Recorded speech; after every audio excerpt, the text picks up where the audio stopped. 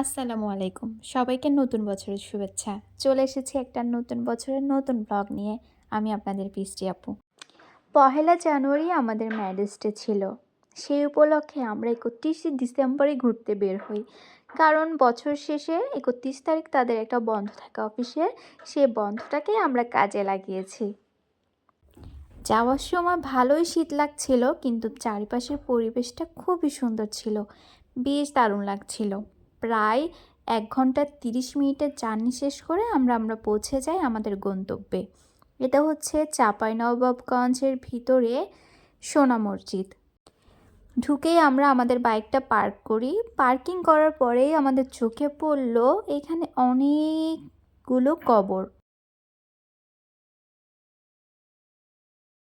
আপনারা খেয়াল করলেই দেখতে পারবেন মসজিদটা কতটা পুরানো।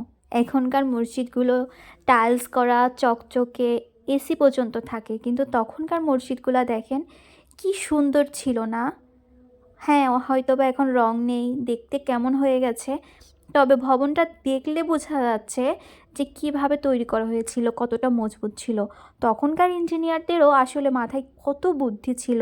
আর বাহিরের যে দেওয়ালটা ছিল এত সুন্দর করে খোদাই করা, যা মানে চোখে না দেখলে বোঝা যাবে না।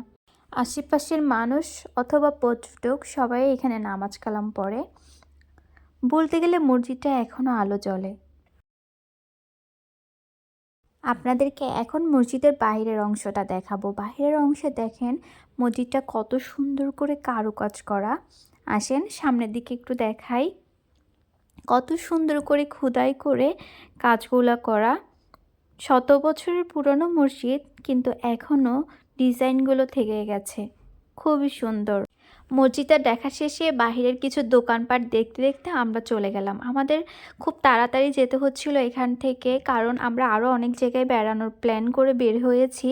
এখন আমরা চলে যাচ্ছি বাংলাদেশ, ভারতের শেষ সীমানা, যেটাকে বলা হয় স্থলবন্দর।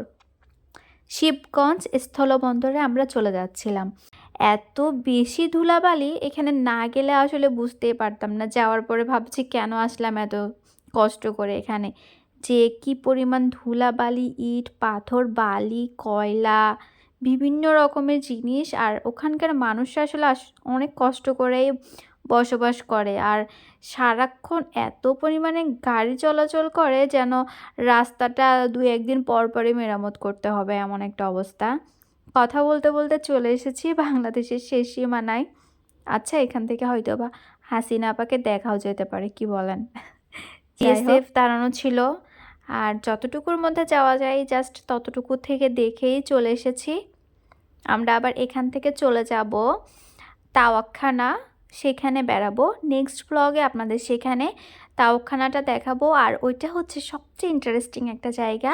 একটা খুব ভালো একটা ঘটনা আছে, আপনাদের সাথে নেক্সট ব্লগে শেয়ার করব। আজকে তাহলে এখানে শেষ করছি। আল্লাহ হাফেজ।